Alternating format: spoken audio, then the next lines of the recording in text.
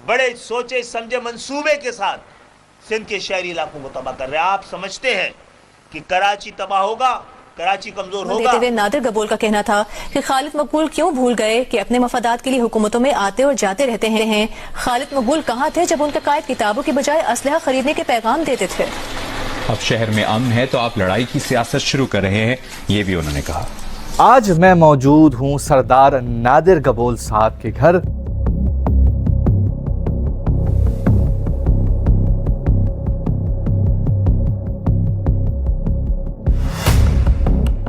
यहाँ पे कोई काम नहीं होता सिंध गवर्नमेंट से, और सिंध गवर्नमेंट बिल्कुल एक बेकार बैठी हुई है और कुछ भी नहीं करी, सरकारी इरादों में सिर्फ बैठे हैं। बहुत सारे लोगों के दिल और दिमाग पे ताला लग चुका है पीपल्स पार्टी और सिंध गवर्नमेंट के खिलाफ। एमक्यूएम और पीपल्स पार्टी में बहुत क्लैशेस दोबारा से चलने शुरू हुए हैं। एमक्यूएम की सियासत तो तकरीबन ख़त्म हो चुकी है, उनका जो माजी है वो बड़ा दागदार है। एमक्यूएम का सबको पता है कि किस तरह उन्होंने भत्ताखोरी, चाइना कटिंग, बोरी बंद लाशें की, गोलियों की सियासत और नफरत अंगेज़ी की सियासत की थी। पूरे शहर को वो बंद कर देते थे और दहशत के थ्रू, गुंडागर्दी के थ्रू तो उनकी सियासत तो ख़त्म हो चुकी है। SBCA के बारे में अगर बात करें तो सईद गनी साहब ने बताया है कि वहाँ पे करप्शन होती है, वजह से इस शहर में नाजायज़ इमारत तामीर हुई हैं, इसमें कोई दूसरी राय नहीं है। और ये बहुत सारे न्यूज़ में भी आया है कि ये this is the most corrupt department of Sindh. आवाम से भी गुजारिश है, उनके बड़ों को पिछले 30-40 साल से ब्रेन वॉश किया गया है, उसको थोड़ा सा आप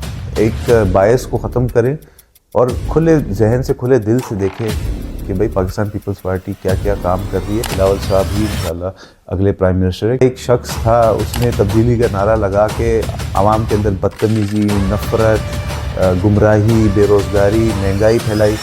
उसने कुछ भी नहीं दिया आवाम को। आपको 14 साल सज़ा काटी गई है, स्पोर्ट्समैन है, काटे 14 साल के, पता भी नहीं चलेगा, पुशअप मारें जेल में।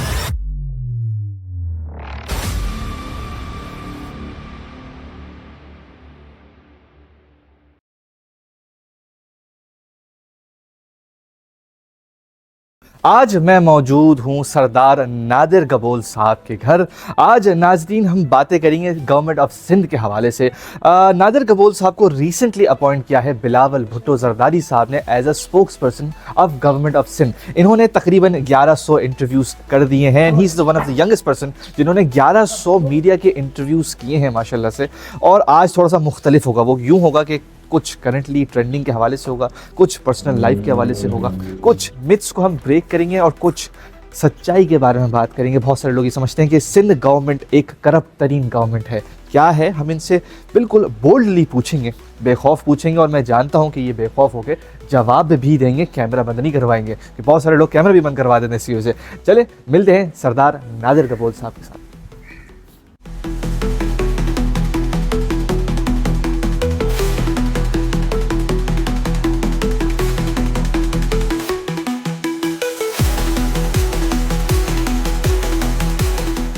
अस्सलामुअलैकुम सरदार नादिर गबोल साहब, कैसे हैं आप?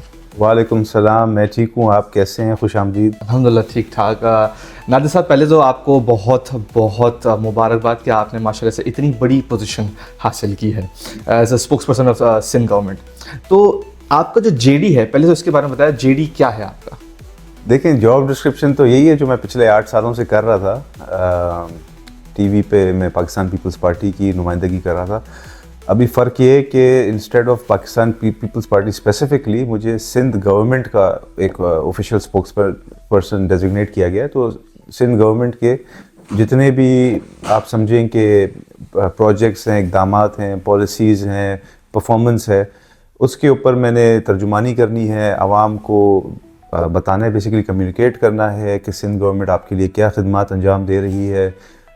फिर अगर कोई इश्यूज़ भी अराइज़ होते हैं तो उनको भी काउंटर करना होता है। तो ये एक ऑफिशियल पोजीशन है। पहले तो मैं 8 साल से कर रहा था अनऑफिशियली फॉर द पार्टी, तो इतना ही फ़र्क आया बस। इतना ही फ़र्क है। अच्छा, यानी कि आप समझ लें कम्युनिकेटर है आवाम और गवर्नमेंट के बीच में। एब्सोल्युटली। अच्छा, to be very frank, blunt, sorry to say before, North Nazimabad में मैं रहता हूँ इन पाकिस्तान। PCHS में हमारा ऑफिस है और DHA में हमारा ऑफिस है। वैसे मैं अमेरिका में रहता हूँ, बट जो परसेप्शन है ना सिंध गवर्नमेंट का, वो ये है कि Sindh government is the most corrupt और यहाँ पे कोई काम नहीं होता सिंध गवर्नमेंट से।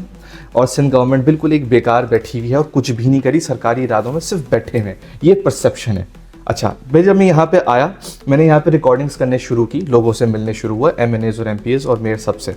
मैंने ये देखा कि यहाँ पे रिहेबिलिटेशन सेंटर्स हैं बच्चों के लिए, जो कि फ्री में इलाज भी करते हैं और ट्रांसपोर्ट भी करते हैं। This is by Sindh government. मैं जब सेंट्रल जेल गया तो 7,300 लोगों का खाना सुबह शाम रात 2 दफ़ा की चाय सब देती है सिंध गवर्नमेंट। सिंध पुलिस का पूरा चेहरा बदल गया है, पूरा नक्शा बदल गया है, और भी बहुत सारी पॉजिटिविटी मैंने सिंध गवर्नमेंट की देखी। तो क्या लैक कर रहा है, क्या काउंटर हो रहा है, इसको किस तरह से सही करेंगे? क्या जो मैंने आपको एलिगेशन बोली वो सही है या वो गलत है, इसके बारे में बताएं। आपने एलिगेशन के साथ साथ काउंटर एलिगेशन भी दे दिया। आप खुद बता रहे हैं कि सिंध गवर्नमेंट काम कर रही है, और मुझे लगता है इसी वजह से मुझ जैसे एक यंगस्टर को मौका दिया है स्पोक्स पर्सन बनने का, क्योंकि यंगस्टर्स में थोड़ी एनर्जी ज़्यादा होती है, और आजकल की जो हमारी पॉपुलेशन है उसकी कॉम्पोजिशन भी अगर आप देखें तो 65 to 70% यूथ ही डेजिग्नेट आप कर सकते हैं। तो जाहिर सी बात है यूथ ही बेहतर यूथ के साथ कम्युनिकेट कर सकता है, बिल्कुल ना कि अगर कोई एक यंगस्टर 18, 19, 20 साल का अगर देखेगा किसी बुजुर्ग शख्स को जो हमारे लिए बड़े काबिल एहतराम है, बट उनके साथ आई थिंक वो कनेक्शन नहीं बनती यंगस्टर्स की जो नौजवानों के साथ बनती है। और आजकल मोर देन रिवायती conventional television channels and newspapers, I think ज़्यादातर लोग अपना इंफॉर्मेशन सोशल मीडिया से, जैसे टिकटॉक, इंस्टाग्राम, फेसबुक ऐसे प्लेटफॉर्म से लेते हैं। तो मैं खुद क्योंकि यंगस्टर हूँ और टिकटॉक पे भी हूँ, इंस्टाग्राम पे भी हूँ, और अगेन ओहदा तो मुझे ये तकरीबन महीने पहले मिला है, बट उससे बहुत पहले से मेरी एक सोशल मीडिया फॉलोइंग मैंने ऑर्गेनिकली ग्रो की है। ऑर्गेनिक में इसलिए बोलूँगा बिकॉज कुछ लोग हैं वो बिल्कुल फेक फॉलोअर्स, और मैं अल्लाह का शुक्र है इन चीज़ों में बिलीव नहीं करता, बिकॉज फेक फॉलोअर तो आप हासिल कर लोगे मगर जब व्यूअरशिप नहीं होगी तो उसका फ़ायदा कुछ भी नहीं होता। तो जो आपका सवाल था, देखिए एलिगेशंस तो पाकिस्तान पीपल्स पार्टी पे आज से नहीं, अनफॉर्चुनेटली एक पूरी जनरेशन को पाकिस्तान पीपल्स पार्टी के ख़िलाफ़ उसमें जहर उगला गया है। आई थिंक 90s से ही, जब उस वक्त कोई सोशल मीडिया नहीं होता था, तो अखबारों के थ्रू और टेलीविज़न के थ्रू अनफॉर्चुनेटली पाकिस्तान पीपल्स पार्टी को विक्टिमाइज़ किया गया है ताकि डिस्क्रेडिट करे पाकिस्तान पीपल्स पार्टी की लीडरशिप को। क्योंकि देखें, जब मेरे हिसाब से पाकिस्तान में 2 या 3 ही जेन्युइन इलेक्शंस हुए हैं, उसके अलावा सारे जो हैं रिग्ड हुए हैं। 2 या 3 जो जेन्युइन इलेक्शंस हुए हैं, एक 1970 का था जिसमें पाकिस्तान पीपल्स पार्टी भुट्टो साहब की क़यादत में आई थी, फिर 88 का था जब पहली दफ़ा इतने तवील आमिरियत के बाद, ज़िया उलग के एक काले दौर के बाद, आई थिंक उस वक्त भी एक क्लियर और शफाफ इलेक्शन हुआ था, तो उसमें भी पीपल्स पार्टी उभर के आई थी। फिर 2008 में भी, क्योंकि एक बहुत बड़ा सानिया हुआ था, हमारी लीडर शहीद मोहतरमा बेनज़ीर भुट्टो साहिबा हमसे छीनी गई थी, उसमें भी जो पब्लिक का एक रिएक्शन था और पब्लिक की एक सेंटिमेंट थी, उसकी वजह से भी एक ओपन और ट्रांसपेरेंट इलेक्शन हुआ था और पाकिस्तान पीपल्स पार्टी जीत कर आई थी। तो आई थिंक जो कुव्वतें पाकिस्तान पीपल्स पार्टी से थ्रेटन फील करती हैं, उन्होंने एक प्रॉपर एक मुहिम चलाई है फॉर 30-40 ईयर्स के पाकिस्तान पीपल्स पार्टी को आवाम की नज़रों में डिस्क्रेडिट करने के लिए और एक बुरा इंप्रेशन क्रिएट करने के लिए। बट अगेन, जिस तरह आपने कहा, बच्चों का मुफ्त इलाज हो रहा है, फिर NICBD है, फिर बेनज़ीर इनकम सपोर्ट कार्ड है, फिर किसान कार्ड है, लेबर कार्ड है। उसके अलावा अगर आप देखें कि कराची के अंदर इस वक्त मेगा प्रोजेक्ट्स बन रहे हैं। अभी 2 या 3 वीक्स अगो बिलावल भुट्टो ज़दाई साहब ने शाहराह शहीद जुल्फ़िकार अली भुट्टो का इनाग्रेशन किया है। फिर पीपल्स बस सर्विस है, फिर पिंक बस सर्विस है जो ख़वातीन के लिए पहली बस सर्विस है डेजिग्नेटेड। उसके अलावा स्कूलों के अंदर हमने जो डिसेबल्ड हमारे बच्चे होते हैं या स्पेशल चिल्ड्रन जिनको बोलते हैं, I think special would be the more accurate word, उनके लिए हमने स्कूल्स कोरंगी में और दीगर इलाकों में सेटअप किए। तो पाकिस्तान पीपल्स पार्टी काम करती है, और पाकिस्तान पीपल्स पार्टी वाहिद पार्टी है जो जब पावर में आती है तो उनका फोकस जो बड़े बड़े सरमायादार इंडस्ट्रियलिस्ट सिर्फ वो नहीं होते, वो भी ज़रूरी है हमारे लिए, क्योंकि जाहिर सी बात है जब इंडस्ट्री होगी, बिज़नेस होगा तो रोज़गार भी पैदा होगा, मुल्क भी तरक्की करेगा। बट ज़्यादा फोकस हमारा होता है कि जो सबसे निचला तबका होता है, लेबर, मजदूर, किसान, ग्रास रूट, उन तक आप फ़ायदा पहुँचाएँ, क्योंकि उनका एक बेसिक लेवल आपने मेंटेन करना है। अगर एक मुल्क में इंडस्ट्रीज़ हों मगर आपका एक आम आदमी 2 वक्त की रोटी अफोर्ड नहीं कर सकता हो तो फिर कोई फ़ायदा नहीं है ऐसी इंडस्ट्री का। तो हम कोशिश ये करते हैं, फॉर एग्जांपल सिंध गवर्नमेंट जो पीपल्स पार्टी की है वो सबसे ज़्यादा हर साल हर बजट में पूरे मुल्क में सबसे ज़्यादा तनख्वाह जो होती है मिनिमम वेज, वो पाकिस्तान पीपल्स पार्टी ही डेजिग्नेट करती है, क्योंकि पावर्टी लाइन से हमने लोगों को निकालना है। तो जब फॉर एग्जांपल पूरे मुल्क में 20,000 तनख्वाह होती थी, हम 25,000 हमने किया। जब बाकी मुल्क ने 25,000 किया तो हमने 30,000 कर दिया। आज भी पाकिस्तान पीपल्स पार्टी की सिंध गवर्नमेंट ने सबसे ज़्यादा मिनिमम वेज मुकर्रर किया पूरे पाकिस्तान में, वो है 37,500, क्योंकि हमें पता है कि आजकल जो महंगाई है उसमें एक आम शख्स कम से कम इतना कमाएगा तो अपने बच्चों को 2 वक्त की सही बात। रोटी अफोर्ड कर सकेगा। ये मिनिमम वेज है। कोशिश तो हमारी यही है कि इससे ज़्यादा लोगों को हम रोज़गार फराहम करें ताकि अच्छी से अच्छी तालीम और अच्छे से अच्छा एक रहना सहना अपने बच्चों को एक आम आदमी दे सके। तो पाकिस्तान पीपल्स पार्टी की आई थिंक ये जो इम्प्रेशन है इसी को थोड़ा सा क्लैरिफाई करने के लिए आवाम के अंदर जो शायद मिसअंडरस्टैंडिंग्स हैं या जो गलत फहमियाँ हैं उनको दूर करने के लिए आई थिंक एक पाकिस्तान पीपल्स पार्टी की सिंध गवर्नमेंट ने एक यंगस्टर मुझ जैसे को डेजिग्नेट किया है एज अ तर्जुमान, एज अ स्पोक्स पर्सन, ताकि मैं बेहतर जो इन्फॉर्मेशन है आवाम तक पहुंचा सकूं और आवाम भी फिर अप्रिशिएट करें। और आवाम से भी गुजारिश है कि वो एक जो उनके बड़ों को पिछले 30-40 साल से ब्रेन वॉश किया गया है, बिल्कुल उसको थोड़ा सा आप एक बायस को ख़त्म करें और खुले जहन से खुले दिल से देखें कि भाई पाकिस्तान पीपल्स पार्टी क्या क्या काम कर रही है। ये वन वे स्ट्रीट बन गई है। वन वे स्ट्रीट बन गई है क्योंकि मुझे लगता है बहुत सारे लोगों के दिल और दिमाग पे ताला लग चुका है पीपल्स पार्टी और सिंध गवर्नमेंट के ख़िलाफ़। इस ताले को अगर आप फ़िलहाल साइड में रखें और खुले दिमाग से देखें कि जहाँ एक शख्स था उसने तब्दीली का नारा लगा के आवाम के अंदर बदतमीज़ी, नफ़रत, गुमराही, बेरोज़गारी, महंगाई फैलाई, उसने कुछ भी नहीं दिया आवाम को, सिर्फ गुमराही और इन चीज़ों के अलावा। मगर पाकिस्तान पीपल्स पार्टी जब भी आती है पाकिस्तान खप्पे का नारा लगाती है। खप्पे क्या है कि हमें पाकिस्तान चाहिए, हमें बराबरी चाहिए पूरे पाकिस्तान के अंदर, इक्वालिटी, जितने भी सूबे हैं वो एक इक्वल बेसिस पे ट्रीट हों। सिंध के अंदर तो मैं तो कहता हूँ कि एक डिस्क्रिमिनेशन होती रहती है, हालांकि सिंध सबसे ज़्यादा रेवेन्यू जनरेट करता है थ्रू इट्स पोर्ट्स। जो दोनों बड़े पोर्ट्स हैं पाकिस्तान के, पोर्ट कासिम और KPT, वो दोनों सिंध के अंदर हैं। उसके अलावा तमाम मेजर इंडस्ट्रीज़, फैक्ट्रीज़, तमाम बैंक्स के हेड ऑफिसेज, मल्टीनेशनल्स के सब इधर ही है। सबसे ज़्यादा रेवेन्यू जनरेशन सिंध से ही होता है। तो पाकिस्तान का जिस तरह का निज़ाम है, क्योंकि एक रिपब्लिक है, एक फेडरल सेटअप, पहले ज़्यादा फेडरल सेटअप था, फिर जब आसिफ ज़रदारी साहब पहली दफ़ा प्रेसिडेंट बने थे, उन्होंने अल्लाह का शुक्र है वो 18th अमेंडमेंट के थ्रू थोड़ी सी सूबाई खुद मुख्तारी में इम्प्रूवमेंट लाई, तो थोड़ा बहुत पैसा अभी फिर भी हम रिटेन कर सकते हैं। मगर वरना सारा पैसा तो इस्लामाबाद ले जाता था और फिर इस्लामाबाद से आपको पता है कि जाती उम्रा और रायवेंड में पैसा खर्च होता था। अभी भी सिंध के साथ नाइंसाफ़ी होती है क्योंकि जो फेडरल प्रोजेक्ट्स होते हैं उसमें हाईवेज़ आते हैं, जो लोग कहते हैं ना कि हैदराबाद से सक्खर का हाईवे का खस्ता हाल है, तो ये जिस तरह का कानून कहता है, ये हम नहीं कहते, कानून कहता है कि ये जिम्मेदारी वफाक की होती है। वफाक के पास जो सारा पैसा जाता है सिंध से, वफाक को वापस लगाना होता है। NHA और ये दीगर इदारे होते हैं, इनकी जिम्मेदारी होती है। पर सिंध के साथ दोहरा मयार रखा जाता है। पंजाब को डेवलप करते हैं क्योंकि जो भी इस्लामाबाद में होता है वो समझता है कि अगर पंजाब को डेवलप करेंगे तो वहाँ से उनको वोट मिलेगा और वो अगली दफ़ा फिर गवर्नमेंट में आएंगे। Marketing tactic. एग्जैक्टली। तो सिंध उनका फोकस नहीं होता है।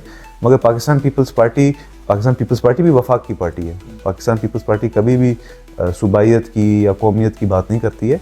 मगर क्योंकि अल्लाह का शुक्र है 4थी दफ़ा मुसलसल सिंध की आवाम ने हमें मुंतखब किया है और मौका दिया है सर्विस का, तो हम एक ज़िम्मेदारी फ़ील करते हैं कि सिंध के जो इंटरेस्ट हैं उनको प्रोटेक्ट करें। ठीक है। जहाँ तकरीबन 780 मिलियन रुपीज़ एलोकेट किए गए हैं पंजाब के हाईवेज़ के लिए और सिर्फ 78 मतलब 10% उसका सिंध के हाईवेज़ के लिए, ओनली 10% एलोकेट किया सिंध के लिए। हालांकि सिंध जो है वो आबादी में भी नंबर 2 है पूरे पाकिस्तान में और रेवेन्यू जनरेशन में नंबर 1 है। तो हम उसके ख़िलाफ़ हम एहतजाज करते रहे हैं, मज़ीद भी करते रहेंगे। अभी जो सबसे सेंसिटिव इशू है वो इंडस रिवर के ऊपर कैनाल्स का है। उसके ऊपर भी जो वफाक है वो कोशिश कर रही है कि पंजाब के चोलिस्तान, रेगिस्तान को, सहराओं को, रेती बंजर इलाके को आबाद करे और सिंध का पानी चोरी करें। तो उस पर भी सिंध गवर्नमेंट ने बहुत शदीद एहतजाज किया है और बिल्कुल क्लियरली बताया वफाक को कि हम इस चीज़ को एक्सेप्ट नहीं करेंगे। ठीक है। अच्छा, SBCA के बारे में अगर बात करें तो सईद गनी साहब ने बताया है कि वहाँ पे करप्शन होती है और ये बहुत सारे न्यूज़ में भी आया है कि ये this is the most corrupt department of Sindh. तो इस चीज़ को किस तरह से आप लोग टैकल कर रहे हैं? मैं ये बस करना चाह रहा हूँ कि अगर आप लोगों को पता है कोई भी चीज़ जो करप्ट है तो उस पर आप कमेटी बैठाते हैं, उस पर आप एक्शन करते हैं, चुपचाप होकर बैठते नहीं हैं। जी बिल्कुल ऐसे ही है। देखें, करप्शन तो हर जगह है और पूरी दुनिया में, दुनिया के हर मुल्क में। अमेरिका में आप रहते हैं, मैं भी वहाँ पे रहा हूँ, पढ़ा हूँ, लिखा हूँ वहाँ पे मैं, तो वहाँ पे भी करप्शन होती है। फ़र्क ये है कि यहाँ पे जो है निचले लेवल के जो प्यून चपरासी लेवल तक जिसको बोलते हैं ना चंदी चोर, वो होते हैं, अल्लाह माफ़ करे, जो कि नहीं होना चाहिए। अमेरिका में बड़े लेवल पे बिग फार्मा कंपनीज, लॉबियस्ट, उनके through billions and billions of dollars की करप्शन होती है। करप्शन नहीं होनी चाहिए, बट एक रियलिटी है करप्शन, उसको टैकल करने के लिए बिलावल साहब बहुत ज़्यादा मुतहरक है और उन्होंने तमाम वज़रा को इंस्ट्रक्शंस दिए कि अपने अपने महकमे जो हैं उसमें बिल्कुल नीचे लेवल तक आपने ट्रांसपेरेंसी दिखानी है और करप्शन के ख़िलाफ़ एक मुहिम चलानी है। अभी लास्ट वीक ही बिलावल साहब जो पाकिस्तान के टॉप बिजनेसमैन और इंडस्ट्रियलिस्ट हैं उनसे उनकी एक नशिस्त हुई थी, वहाँ पे बिज़नेस कम्युनिटी ने भी रिक्वेस्ट की थी बिलावल साहब से कि करप्शन को टैकल करें। तो बिलावल साहब ने फ़ौरन डायरेक्शंस दिए सिंध चीफ मिनिस्टर को, आईजी को, एंटी करप्शन और एंटी इंक्रोचमेंट डिपार्टमेंट्स को कि आप एक जॉइंट टास्क फोर्स बनाएं और जितने भी ये करप्शन एलिगेशंस हैं इनको फ़ौरन इन्वेस्टिगेट करें और सज़ाएं भी दें। और सीएम साहब ने ऑलरेडी इस पर 1-2 मीटिंग्स कर चुके हैं और आई थिंक करप्शन में आप देखेंगे कि बहुत इम्प्रूवमेंट आएगी। पार्टी की पॉलिसी अल्लाह माफ़ करे या सिंध गवर्नमेंट चीफ मिनिस्टर या मिनिस्टर लेवल पे करप्शन कोई पॉलिसी नहीं है, मगर जाहिर सी बात है एक निज़ाम हमारे वो कुरान में तो शायद नहीं मगर हदीसों में ज़िक्र है कि जिस तरह कौम होती है उसी तरह आपके हुक्मरान होते हैं। तो हुक्मरान तो कोशिश करते हैं कि जाहिर सी बात है हम परफॉर्म करें, डिलीवर करें ताकि फिर अगली दफ़ा आपसे आंखों में आंखें डाल के हम वोट मांग भी सके। मगर एक ब्यूरोक्रेसी भी एक रियलिटी है पाकिस्तान की, ठीक है। एक 1 ग्रेड के चपरासी से लेके 22 ग्रेड के जो अफसरान हैं वो भी उतने ही ज़िम्मेदार हैं अगर ज़्यादा नहीं जो पाकिस्तान के अंदर मसले मसाइल हैं। तो ब्यूरोक्रेसी की भी थोड़ी ज़िम्मेदारी आयद होती है। कोई भी मिनिस्टर अपने ब्यूरोक्रेट को नहीं बोलता कि करप्शन करो, क्योंकि ब्यूरोक्रेट ने वोट नहीं लेना होता आवाम से। एक सियासी लीडर ने, एक पॉलिटिशियन ने ही जाके वोट लेना होता है। ब्यूरोक्रेट ने अपनी 30-40 साल सर्विस करनी होती है और ब्रीफ केस बंद करके घर जाना होता है और घर जाने के बाद भी उसको अपनी पेंशन और प्लॉट्स वगैरह मिलते हैं, तो उसको कोई परवाह नहीं होती कि आवाम खुश हो या ना हो। मगर जो सियासतदान होता है वो बहुत सेंसिटिव होता है इस मामले के, आवाम को राज़ी करना है, आवाम को खुश करना है। अभी जैसे मेरा हल्का लियारी है, मैं उसकी आपको एग्जांपल देता हूँ कि मेरे वालिद साहब वहाँ से MNA हैं, उन्होंने 4 अरब रुपए का एक पैकेज वफाक से अप्रूव करा के सुई गैस, जो गैस का एक बड़ा मसला है, वो अप्रूव कराया है। मगर इवन तो मेरे वालिद साहब को सारा पता है कि कितने पैसे फराहम किए गए, मगर ब्यूरोक्रेसी में इतने हर्डल्स, मैं करप्शन तो नहीं बोलूँगा, मगर ब्यूरोक्रेट्स और कुछ करें ना करें, जो वो फाइलें रोक के दबा के रखते हैं, उसमें जो एक सुस्त रवि होती है, उसकी वजह से आवाम को सर्विसेज डिलीवर नहीं हो सकते। तो इस वजह से जो सियासतदान हैं वो फिर जिम्मेदारी अपने ऊपर आयद करते हैं कि आवाम के हम नुमाइंदे हैं, तो फिर ब्यूरोक्रेट्स के साथ डील भी हम करते हैं। हालांकि कानून में ये नहीं है, कानून में एक सियासतदान होता है वो लॉ मेकर होता है, कानून साजी उसका काम होता है। गटर, नाले, ये जो चीज़ें होती हैं ना, ये सिविल इंतज़ामिया का जिम्मेदारी होता है। मगर क्योंकि हमने वोट जाके मांगना होता है तो फिर हम इस चीज़ को अपने ऊपर लेते हैं, अपने कंधों पे लेते हैं और जाके फिर लड़ते भी हैं। ब्यूरोक्रेट से भी लड़ते हैं, 16 ग्रेड के एक्सीएन से भी जाके लड़ते हैं कि भाई ये रोड बनाओ, उसका फंड हमने आपको पहुंचा के दिया है, आप इस पे काम करके दिखाओ। ठीक है। अच्छा, जब मीटिंग की बात हो रही है तो MQM और पीपल्स पार्टी में बहुत क्लैशेस दोबारा से चलने शुरू हुए हैं, ये क्यों हुआ है? अभी मैंने रिसेंटली एक MNA साहब का और एक MPA साहब का इंटरव्यू किया था, उन लोगों ने ये बोला था कि हमें बजट मिलता ही नहीं है, सिंध गवर्नमेंट हमारा बजट रोक के रखती है ताकि हम काम ना कर सकें। अगर हम काम करेंगे तो सिंध गवर्नमेंट जो है वो नाखुश हो जाएगी, क्योंकि उनकी जो वोट बैंक है वो ख़त्म हो जाएंगे, तो इसलिए वो लोग हमें बजट नहीं देते। तो क्या ये सच है और इसको किस तरह से टैकल करें? ऐसी बात नहीं है। देखें, MQM की सियासत तो तकरीबन ख़त्म हो चुकी है। पिछले इलेक्शन में तो उन्होंने शायद 1 सीट भी, 1 या 2 सीटें ली थी। अभी क्योंकि हालात ऐसे बन गए थे तो उनका नसीब चमक गया और उनको कुछ सीटें मिल गई, जो कि आई डोंट थिंक वो डिज़र्व करते थे, क्योंकि उनकी परफॉर्मेंस तो कोई है नहीं, क्योंकि उनका जो माजी है वो बड़ा दागदार है। उन्होंने सियासत जो है कभी भी इशू बेस्ड नहीं किया है। शायद 80s में उन्होंने एक कहते हैं ना कि एक थॉट के ऊपर सियासत अपनी शुरू की थी, मगर 90s में स्पेशली और 2000s में MQM का सबको पता है कि किस तरह उन्होंने भत्ताखोरी, चाइना कटिंग, बोरी बंद लाशें की, गोलियों की सियासत और नफ़रत अंगेज़ी की सियासत की थी। पूरे शहर को वो बंद कर देते थे एक छोटी सी किसी बात पे, 1 सेकंड में, और दहशत के थ्रू, गुंडागर्दी के थ्रू। तो उनकी सियासत तो ख़त्म हो चुकी है। अभी जो बची कुची MQM है, जाहिर सी बात है उनको जब तक वो TV पे नहीं आएंगे, लाइमलाइट में नहीं आएंगे, कोई इशू क्रिएट खुद नहीं करेंगे, तो उनको तो कोई पूछेगा भी नहीं। तो ये इनकी सिर्फ एक घिलौनी सी एक हथकंडे हैं इनके, कि आवाम के अंदर कोशिश करें कि कोई इशू क्रिएट करें और अगली दफ़ा कुछ जाके बोल सकें कि भाई हमने फिलहाल। तो क्या ये इशू वही है जो मैंने आपको सवाल सबसे पहले पूछा था कि जो ब्रेन वॉशिंग सारी चीज़ें चल रही हैं, तो इस वजह से क्या सिंध गवर्नमेंट पीछे थोड़ी सी नज़र आती है? क्योंकि जिस तरह मैंने आपको कहा कि बहुत सारे काम हैं जो कि सिंध गवर्नमेंट कर रही है बट वो दिखती नहीं है, कुछ और दिखता है। नहीं, सिंध गवर्नमेंट पीछे नहीं है। सिंध गवर्नमेंट सब खिदमत में सबसे आगे है। सिंध गवर्नमेंट परफॉर्म करती है, इनिशिएटिव्स लेती है। पब्लिक प्राइवेट पार्टनरशिप मॉडल अगर सिंध गवर्नमेंट का आप देखें तो इस वक्त पूरे मुल्क में, क्या पूरी दुनिया में सराहा जा रहा है कि किस तरह सिंध ने एक नया आइडिया लिया है कि प्राइवेट सेक्टर से, क्योंकि सिंध के पास जिस तरह मैंने कहा रिसोर्सेज की किल्लत होती है किसी भी वजह से, तो प्राइवेट सेक्टर से हमने फिर पैसे लेना शुरू करके उनके साथ पार्टनरशिप करके ये रोड्स, इंफ्रास्ट्रक्चर, थर्ड कोल प्रोजेक्ट, उसके अलावा दीगर जो पावर जनरेशन यूनिट्स हैं वो हमने बनाया है। मज़ीद इस पर हम सोच रहे हैं कि वाटर डिसैलिनेशन प्लांट बनाए ताकि पानी की जो किल्लत है उसको दूर की जाए। सिंध गवर्नमेंट सबसे आगे। इशू हुई था कि हम मैसेज शायद डिलीवर नहीं कर सकते थे, तो अभी हमारी कोशिश यही है कि आवाम को हम अवामी तरीके से बताएं कि भाई हम ये आपके लिए काम करें, और फिर आवाम उम्मीद है उस चीज़ को फिर अप्रिशिएट भी करेगी। और अच्छा, मैंने कल ये भी देखा था कि सिंध की जो स्पोक्स वुमेन है और जो पंजाब की स्पोक्स वुमेन है उसमें बहुत क्लैश चल रहा है, उसको भी ज़रा क्लेरिफाई करें कि ये क्यों हो रहा है? परफॉर्मेंस बेस्ड बैटल चल रही है, क्या चल रहा है? जाहिर सी बात है, पंजाब क्योंकि उसका पंजाब का प्लान था कि पानी जो है हमारे से चोरी किया जाए, और फिर सिंध की आवाम में बहुत शऊर है, उनको पहले से ही पता चल गया कि ये इस तरह की कोई प्लानिंग साजिशें हो रही है, तो उस चीज़ को आई थिंक डाइवर्ट करने के लिए इसी तरह के फिर ये हथकंडे यूज़ करते हैं ताकि आवाम का थोड़ा सा दिमाग जो है वो डिस्ट्रैक्ट हो। क्योंकि पंजाब के भी हमारे भाई सोचना शुरू हो गए थे, यार ये तो नाइंसाफ़ी हो रही है कि अगर हम सिंध का पानी चोरी करें और रेगिस्तान में पहुँचे, तो फिर अपने I think Punjabi vote bank को वापस से थोड़ा सा मोटिवेट करने के लिए इस तरह की ये चीज़ें, ये सारी सियासी चीज़ें हैं। अच्छा, इसमें से कुछ परफॉर्मेंस बैटल कुछ नहीं। परफॉर्मेंस अगर आप देखें तो सिंध का जो हेल्थ सेक्टर है, सिंध का जो एजुकेशन सेक्टर है, वो पंजाब से बहुत आगे है। अच्छा, इस वक्त जो कराची की आवाम है उसका एक ही सवाल है, सड़कें कब सही होंगी? देखें, सड़कों में भी एक वज़ीर आला लेवल तक की एक फिर मीटिंग बुलाई गई थी और यही चीज़ आइडेंटिफाई किया गया था कि लैक ऑफ कोऑर्डिनेशन और दीगर वजूहात की वजह से अगर गवर्नमेंट एक सड़क बनाती है, अगले दिन सुई गैस वाले आके खोद देते हैं गैस की पाइप डालने के लिए, फिर से हम बनाते हैं, फिर वो वाटर बोर्ड वाले आ जाते हैं कोई पानी की लाइन बिछाने के लिए, फिर से हम बनाते हैं तो फिर वो बिजली वालों को याद आ जाता है, अरे हमने वो बिजली की लाइनें नहीं बिछाई हमने, तो फिर से खोद देते हैं। तो मेन मसला ये है, रोड बनते हैं उसके अगले हफ्ते फिर से खुद जाते हैं। इसमें भी फिर आवाम समझती है कि शायद ये हुकूमत पैसे बनाती है, ऐसा कुछ भी नहीं है।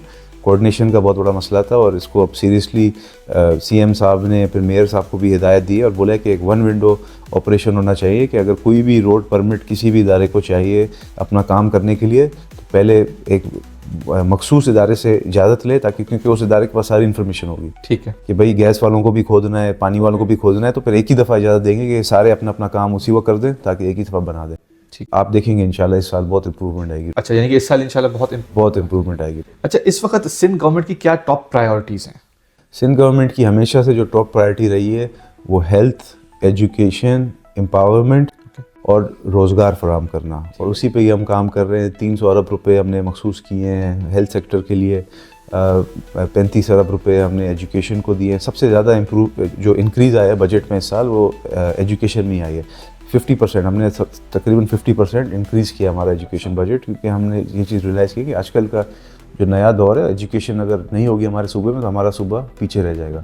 तो ये चीज़ें हमारी प्रायोरिटी है और हमेशा से हमारे जो किसान हैं उनको प्रोटेक्ट करना, मज़दूर है, लेबर को जिस तरह मैंने बताया कि सबसे ज़्यादा तनख्वाह हम मुकर्रर करते हैं पूरे पाकिस्तान में, तो ये चीज़ें हमारी प्रायोरिटी हमेशा से रही हैं। और कौन सी कोई ऐसी चीज़ें हैं जो सिंध गवर्नमेंट लैक कर रही है जिसको वो सही करना चाह रही है?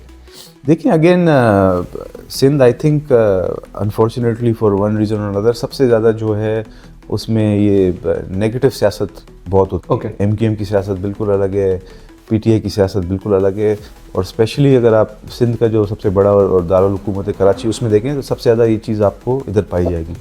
ये शहर में ना, क्योंकि हालांकि ये खूबसूरती होनी चाहिए शहर की कि इतना एक डाइवर्स सिटी है, इसमें पठान भी है, सिंधी भी है, उर्दू स्पीकिंग भी है, बलोच भी है, सराइकी ये बुके होना चाहिए था और हो सकता है, मगर क्योंकि लोगों ने अपनी सियासत को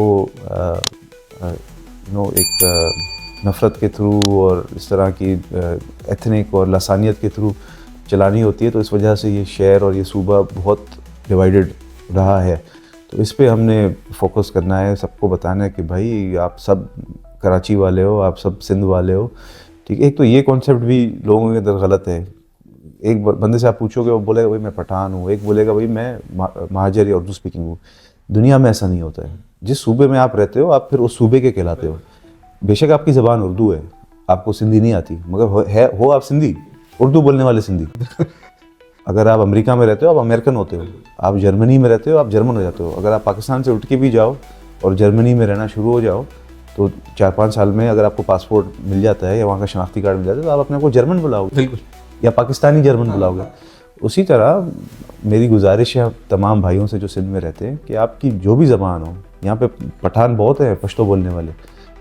ये मैंने तो ये भी किसी जगह पढ़ा था कि सबसे ज़्यादा जो पठान पॉपुलेशन किसी भी दुनिया के शहर में वो कराची शहर में, अब काबुल से ज़्यादा, पेशावर से ज़्यादा। अच्छा, मगर वो अपने आप को सिंधी नहीं कहलाते। आप ओनरशिप तो लें सूबे की, आप जिस सूबे से खाते हैं पीते हैं, रोज़गार आपको मिलता है, उससे आप मोहब्बत तो करें, फिर आप देखें कि वो सूबा कितना बुके बन के वाकई में निकलेगा। ठीक। अच्छा, लव हिम और hate him, Bilawal Bhutto might be the next prime minister of Pakistan. ये ज़रा बताएं कि क्या आपको लगता है या नहीं। और दूसरा ये बताएं कि अगर बिलावल भुट्टो साहब प्राइम मिनिस्टर ऑफ पाकिस्तान बन जाते हैं नेक्स्ट, तो क्या लगता है आपको कि पाकिस्तान किस तरफ चला जाएगा, क्या इम्पैक्ट आएगा उनका एज प्राइम मिनिस्टर आने में? क्योंकि फॉरेन मिनिस्टर जब वो बंदे थे तो बहुत चीज़ें स्ट्रीमलाइन हुई थी।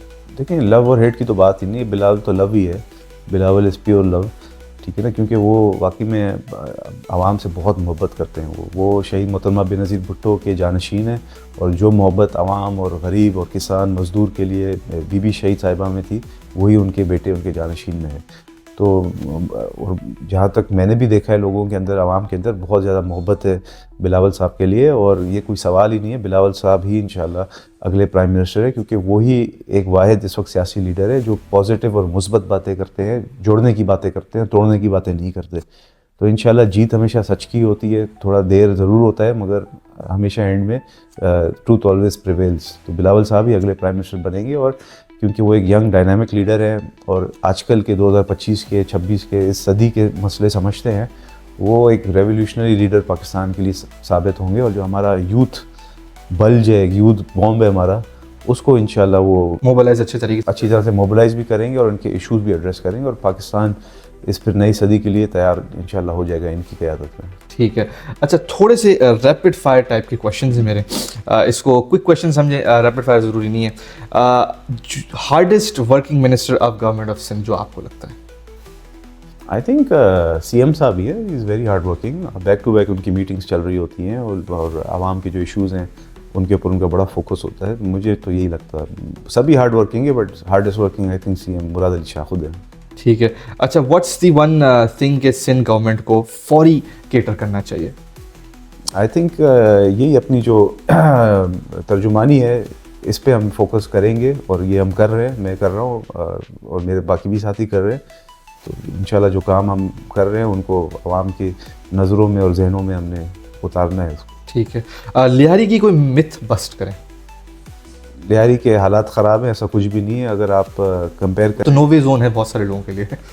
ये मिथ है, ये गलत फहमी है। ये आप जाएं लिहारी में, रात के 2 बजे भी जाएं, वहाँ पे हमारे बलोच और कच्ची और बाकी जो भाई पठान वहाँ पे बैठे हैं उर्दू स्पीकिंग वाले, वो आपको इतनी गर्मजोशी से इस्तकबाल करेंगे, खाना खाए बगैर आपको जाने नहीं देंगे। आपको बिठाएंगे, जैसे कहते हैं ना बिठा देंगे, वो बिठा देंगे मगर खाना खिलाएंगे, आपकी खिदमत करेंगे और फिर आपको बाइज़्ज़त तरीके से फिर आपको घर भी छोड़ कर आएंगे। इतने प्यार करने वाले लिहारी वाले। ठीक है। न्यूयॉर्क या मायामी? दोनों के अपने अपने फ़वायद है और नुकसान है। न्यूयॉर्क की सर्दी से मुझे नफ़रत है, मगर न्यूयॉर्क के जो एक एनर्जी है, एक वाइब्रेंसी है, वो मुझे बहुत ज़्यादा पसंद है। मायामी का फिर जाहिर सी बात है, बीचेस, जो ट्रॉपिकल क्लाइमेट है। मैंने तो दोनों से लुत्फ़अंदोज़ में हुआ हूँ, और कभी कभी मैं भी कभी एक जगह पर ज़्यादा प्रेफर करता हूँ। आई थिंक समर में न्यूयॉर्क और विंटर्स में Miami, but all year round Karachi. Favourite car जो आपके पास है? फेवरेट कार आई थिंक मेरी ये जो टंड्रा लिफ्टेड है, इसको मैंने बड़े शौक से बनाया है और बड़ी इसको मुनफरिद रखा है मैंने इसको। 8 सिलेंडर इसका इंजन है, और जब ये स्टार्ट होती है जो उसका एक धमाकेदार आवाज़ है ना, वो आदमी को थोड़ा फील करा था कि वाकई में ये मर्द की गाड़ी है ये। ठीक ठीक। अच्छा, वैसे आप लोगों की जो गाड़ियों की कलेक्शन है वो बहुत तवील अरसे से, और आई थिंक 1920 से आप लोग गाड़ी चलाते थे, तो इसके बारे में ज़रा एक क्विकली बताएं। जी बिल्कुल, देखिए अल्लाह का शुक्र है कि जो मेरे दादा के जो दादा थे वो कराची के सबसे बड़े लैंडलॉर्ड थे। ओके कराची में मैं बात करूँ आपको सन 1890 ओके 1880 उसके रिकॉर्ड्स हैं भी। लोग अगर समझते हैं कि हम छोड़ रहे हैं तो रिकॉर्ड आपको भी मैं दे दूंगा, आप भी अपने उसमें दिखा देना। तो तब से ज़मींदार थे, और मेरे जो दादा के दादा थे वो सियासतदार नहीं थे, वो एक ज़मींदार थे। ठीक है। उनका जब इंतकाल हुआ तो जाहिर सी बात है विरासत में मेरे परदादा मतलब मेरे वालिद के दादा के पास बेतहाशा पैसा आ गया। और उस वक्त अंग्रेज़ दौर था, सिंध असेंबली होती नहीं थी। सिंध और कराची जो है वो बॉम्बे से कंट्रोल होता था, बॉम्बे असेंबली होती थी। तो पहला इलेक्शन जब सिंध का आया, फिर मेरे जो परदादा थे वो बहुत ज़्यादा बड़े पैसे वाले आदमी थे। तो जाहिर सी बात है सियासत में पैसा होता है तो आप सियासत में आ सकते हैं। मगर जो उनके सामने थे वो भी कोई छोटे मोटे आदमी नहीं थे। सर अब्दुल्ला हारून एक बड़ा नाम है, कायद आज़म साहब के करीबी साथी थे। वो शुगर टाइकून होते थे, शुगर मिल्स, फिशरीज़ के लॉन्चेस और टेक्सटाइल मिल, बड़े पैसे वाले थे। तो पैसा तो दोनों ने लगाया, मगर लियारी की जो आवाम है अल्लाह का शुक्र है उन्होंने मेरे परदादा को जिताया। और उसके बाद हम आज 100 साल हो गए, अल्लाह का शुक्र है लियारी की आवाम और हमारा जो मोहब्बत है उसका किस्सा चलते आ रहा है। मैं चौथी नस्ल हूँ और मैं बहुत शुक्रगुजार हूँ लियारी के हमारे भाइयों के। सिर्फ बलोच नहीं, वहाँ पे जो कच्छी है, जो उर्दू बोलने वाला है, जो सराइकी बोलने वाला है, जो पश्तो बोलने वाला है, न्याजी बहुत है वहाँ पे। तो सब अल्लाह का शुक्र हमसे मोहब्बत करते हैं और हम भी उनसे उतना ही फिर मोहब्बत करते हैं। और जो इज़्ज़त उन्होंने हमें 4 नस्लों से दी है उसकी एक फिर हम जिम्मेदारी भी लेते हैं कि भाई हमने अब इनको भी परफॉर्म करके देना है, सहूलियत देनी है। ठीक है। वन पीस ऑफ एडवाइस जो आप देना चाहेंगे इमरान खान साहब को। आपको 14 साल सज़ा काटी गई है, स्पोर्ट्समैन है, काटे 14 साल के, पता भी नहीं चलेगा। पुशअप मारें जेल में, पुशअप करते हुए 14 साल गुजर जाएंगे, पता भी नहीं चलेगा। फिर जब वापस निकलें फिर से वो गलती नहीं करना। फिर एक लॉजिक बेस्ड और एक समझें कि पॉजिटिव सियासत करना, झूठ, यू टर्न्स, साजिशों की बातें नहीं करना। आवाम से अपील करना, अगर आवाम आपको मुंतखब करेगी तो पाकिस्तान पीपल्स पार्टी एक जमहूरी पार्टी है, जो भी रिजल्ट आएगा पाकिस्तान पीपल्स पार्टी तस्लीम करेगी, इमरान खान भी तस्लीम करे। नाइस, ठीक है। वन पीस ऑफ एडवाइस जो आप MQM को देना चाहेंगे। आपकी सियासत ख़त्म हो चुकी है, ठीक है ना। अब ये उर्दू बोलने वालों की सियासत, महाजरों की सियासत ना करें। अभी आप इशू और परफॉर्मेंस पे सियासत करें। जो इशूज़ हैं एक्चुअली उनको आइडेंटिफाई करें, लसानियत और ये सारी चीज़ों को छोड़ दें। अब ये 2025 में और 2029 में ये चीज़ें काम नहीं आएंगी। अभी आप परफॉर्मेंस और इशू बेस्ड सियासत करें। अभी सिंध असेंबली में आपकी अच्छी खासी नुमाइंदगी है, अपोजिशन लीडर भी आपका है। डेवलपमेंट के ऊपर बात करें, सर्विसेज के ऊपर बात करें, उस पर हम बात करने को तैयार हैं। फिर आवाम के पास जब जाएंगे तो फिर अपनी परफॉर्मेंस के बुनियाद पे वोट मांगे। नफ़रत अंगेज़ी के ऊपर और महाजर या पठान के ऊपर वोट मांगने ना जाएं। ठीक है। एक मिथ बस्ट करें जो कि पीपल्स पार्टी की हो। कि पीपल्स पार्टी काम नहीं करती, ये सबसे बड़ा मिथ है। इसके ऑपोजिट पाकिस्तान पीपल्स पार्टी सबसे ज़्यादा काम करती है। जब भी आती है वो जो PI के जो मुलाजमीन थे जिनको 20-20 साल से घर बिठाया हुआ था, तनख्वाह नहीं दी थी, उनको रोज़गार वापस दिया, उनकी तनख्वाह वापस दी। स्टील मिल के जो मुलाजमीन हैं उनको तनख्वाहें दी, क्योंकि जाहिर सी बात है बड़े बड़े जो बिज़नेस टाइकून हैं, जैसे नाम चले ले लेता हूँ, एक मंशा जैसे लोग, एग्जांपल दे रहा हूँ मैं, या मलिक रियाज जैसे लोग, इनको पैसा जाएगा तो आम आदमी को उससे क्या लेना देना। आम आदमी की जेब में पैसा जाना चाहिए ना। जेब में पैसा ऐसे ही जाएगा कि जो रियासत है वो माँ का किरदार अदा करे। अगर एक स्टील मिल है, बेशक बंद है उसको, और उसकी अलग वो एक अलग इशू है कि क्यों बंद है। इसलिए नहीं कि हमें स्टील मिल की ज़रूरत नहीं है, स्टील मिल चल नहीं सकता है। पाकिस्तान को सबसे ज़्यादा स्टील की ज़रूरत है, और ये भुट्टो साहब का ब्रेन चाइल्ड था। 70s में उन्होंने बुनियाद रखी थी स्टील मिल की, क्योंकि पाकिस्तान जितना डेवलप हो रहा है, कंस्ट्रक्शन सेक्टर, इंडस्ट्री, रोड्स में हर जगह स्टील इस्तेमाल होता है। ये एक बहुत बड़ा एक स्ट्रेटेजिक एसेट है स्टील मिल, जो दुनिया के कुछ सिर्फ ममालिक, जिस तरह न्यूक्लियर पावर, न्यूक्लियर मिसाइल एक एसेट है, बहुत कम ममालिक के पास है। स्टील मिल बहुत ज़्यादा है, हर इंडस्ट्री में स्टील आपको दरकार है। तो इसको बंद कराने के पीछे भी बड़ी साजिशें हैं, उसके ऊपर कोई और प्रोग्राम करेंगे। मगर वहाँ के जो मुलाजमीन हैं जो बेचारे बेरोज़गार थे, उनको फिर उनके जो लैंड राइट्स हैं, उनके जो मुलाजमीन की जो एम्प्लॉई हाउसिंग होती है, वो पीपल्स पार्टी ने उनको घर दिलाए, ताकि भाई मकान, रोटी कपड़ा और मकान जो हमारा नारा था वो वाकई में हम करते हैं। लोग मजाक उड़ाते हैं कि ये 70 से या 67 से ये नारा है। ये नारा आज भी उतना ही ज़रूरी है जितना 1967 में था, क्योंकि आवाम हमारी इतनी है, कोई 25-30 करोड़ आवाम है। मेन मसला ही उनका रोज़गार है। तो जैसे माँ बच्चे को खाना खिलाती है, बच्चा चाहे काम करे या ना करे, खिलाना तो पड़ता है। खिलाना तो पड़ता है। उसी तरह पाकिस्तान की हमारी आवाम है, जो रियासत है, वो पीपल्स पार्टी अपने आप को माँ समझती है आवाम की। बेशक वो घर बैठे हैं, बेरोज़गार कर दिया गया है उनको, मगर हम एक बेसिक लेवल ऑफ मेंटेनेंस, जो बेसिक ज़रूरियात होती है, रोटी कपड़ा मकान, वो तो हमने देना है उनको। ठीक है। और what is your source of income? मेरी तो बहुत सोर्सेज ऑफ इनकम है, और मैं तो जितने भी आपके व्यूअर्स हैं उनको भी यही मशवरा दूंगा कि अपने सारे अंडे एक टोकरी में ना डालें। ठीक है। जो आपकी स्पेशलिटी है उसमें आप कोशिश करते रहें, मेहनत करते रहें। अगर आपको स्टॉक्स आता है तो स्टॉक्स करें, अगर आपको क्रिप्टो आता है तो क्रिप्टो करें, अगर आपको गाड़ियों का शौक है तो गाड़ियाँ खरीदें बेचें। पैसा हर जगह है, बस आपने थोड़ी मेहनत करनी होती है, हरकत में बरकत होती है। ठीक है। अच्छा, जाते जाते दो अहम सवाल। 2030 में आप पाकिस्तान को कहाँ देखें? स्पेसिफिकली अगर हम सिंध की बात करें तो सिंध को कहाँ देख रहे हैं? सिंध को मैं पाकिस्तान का सबसे ज़्यादा डेवलप्ड और तरक्की याफ्ता सूबा देख रहा हूँ, और इंशाल्लाह पाकिस्तान को मैं बिलावल भुट्टो ज़रदारी साहब की प्राइम मिनिस्टरशिप के अंडर एक सुपर पावर उभरते हुए देख रहा हूँ, स्पेशली इस रीजन में। ओके, ठीक है। अच्छा, 65% जिस तरह से आपने बताया हमारी यूथ है, हम लोगों को क्या किरदार होना चाहिए ताकि हम वहाँ तक पहुँच सके, पाकिस्तान को हम आगे बढ़ा सके? क्योंकि हम लोग ब्रेन ड्रेन के बारे में बात कर रहे होते हैं, हम लोग निकल रहे होते हैं, हम लोग या तो गालियाँ दे रहे होते हैं या तो चाय के ढाबों में बैठे हुए होते हैं, टाइम वेस्ट कर रहे होते हैं। हम लोग क्या करें कि ये सब चीज़ें सही? देखें, अब तो ब्रेन ड्रेन का भी सवाल नहीं, अभी तो कोई वीज़ा भी नहीं देता पाकिस्तानियों को। दुबई वाले जिनको हमने एयरलाइन बना के दी, अब तो वो भी वीज़ा नहीं दे रहे, ये हालात है। तो थोड़ा सा पाकिस्तान की आवाम और स्पेशली यंगस्टर्स क्योंकि एनर्जेटिक होते हैं, थोड़ी से आप लोग जो हैं एक सॉरी अगर ये वर्ड थोड़ा हार्ड है, मगर थोड़ी गैरत खाएं कि आप पाकिस्तानी हैं, और बैठे ना रहें हाथ पे हाथ डाल के। मेहनत करें, मेहनत करेंगे तो इंशाल्लाह, जिस तरह चाइना भी एक टाइम पे भूख मर रहा था, सिंगापुर भी एक टाइम पे भूख मर रहा था, मलेशिया भी भूख मर रहा था, कोरिया भी, साउथ कोरिया भी भूख मर रहा था, मगर वहाँ की आवाम ने गैरत खाई और चीज़ें अपने हाथ में ठानी और बोला कि नहीं, हम मेहनत करेंगे। आप कुछ भी करें, चाहे आप प्लम्बर भी हो, मगर आपको चाहिए सबसे अच्छे प्लम्बर बन के दिखाएं। अगर आप कोई टैक्सी ड्राइवर भी हो, उसमें भी ईमानदारी से काम करें अपना। पाकिस्तान की देखिए, इकोनॉमी क्या होता है? इकोनॉमी एक मजमुआ होता है तमाम शोबों का, प्लम्बर, कारपेंटर, टैक्सी ड्राइवर, दूध वाला, सब अपनी अपनी जो ड्यूटीज़ है वो ईमानदारी से अदा करें। इंशाल्लाह पाकिस्तान की जो आवाम है, ये सबसे बड़ा असासा है। 22, 23, 25 करोड़ जितना भी आवाम है हमारा, ये सब मेहनत करेंगे, इकोनॉमी हमारी बूस्ट करेगी, पैसा सर्कुलेट होना शुरू होगा। पाकिस्तान का जो मेन मसला है, इकोनॉमिक ही मसला है, वो इंशाल्लाह हल हो जाएगा। पाकिस्तान जो एक है सुपर पावर है वो। ठीक है। नादिर गबोल साहब, दुनिया में सबसे कीमती चीज़ होता है वक्त, वो आपने हमें दिया।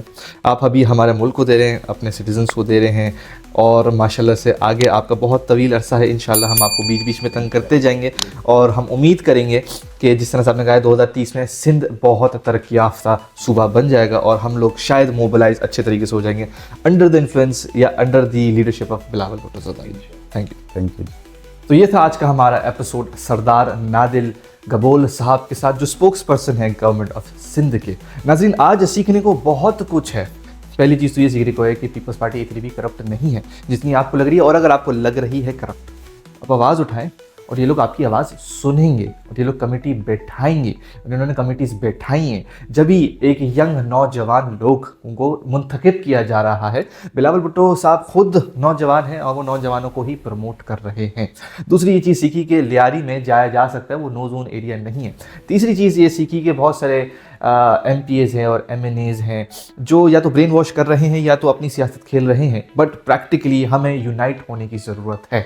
प्रैक्टिकली हमें सब लोगों को एक साथ होने की ज़रूरत है। जिस तरह से नादिर साहब ने बोला है कि हम सिंधी हो जाते हैं, हम मुहाजिर हो जाते हैं, हम बलोच हो जाते हैं, हम पश्तून या पख्तून हो जाते हैं, लेकिन हम जो है वो सिंधी नहीं होते। हमें सूबे की तरफ जाना चाहिए। जिस तरह से एक अमेरिकन बोलता है, वो स्टेट का नहीं बोलता, वो अपनी ज़बान का नहीं बोलता, वो अमेरिकन बोलता है। लेकिन हम लोग अनफॉर्चुनेटली बहुत डिवाइडेड हो गए हैं, और इस डिवीज़न की वजह से बहुत सारे मामला ख़राब हो रहे हैं। 2030 में सिंध कहाँ पहुँचेगा, इंशाअल्लाह होपिंग फॉर द बेस्ट, और प्राइम मिनिस्टर बिलावल भुट्टो साहब शायद बन जाए जिस तरह से इन्होंने कहा है, क्योंकि लव हिम और हेट हिम, फ्यूचर तो यही है। आपने क्या क्या सीखा, आपने कमेंट सेक्शन के अंदर बताना है। इसी के साथ मिलते हैं अगले यूट्यूब और टिकटॉक की वीडियो में, फेसबुक और इंस्टाग्राम की पोस्ट में, ट्विटर यानी एक्स की ट्वीट्स, पिंटरेस्ट की पिन्स, लिंक्डइन की एक्टिविटीज़ और व्हाट्सएप की अपडेट्स में। इसी के साथ नादिर साहब के घर में कामरान वजाद साहब का बहुत बहुत शुक्रिया। ज़रा सारी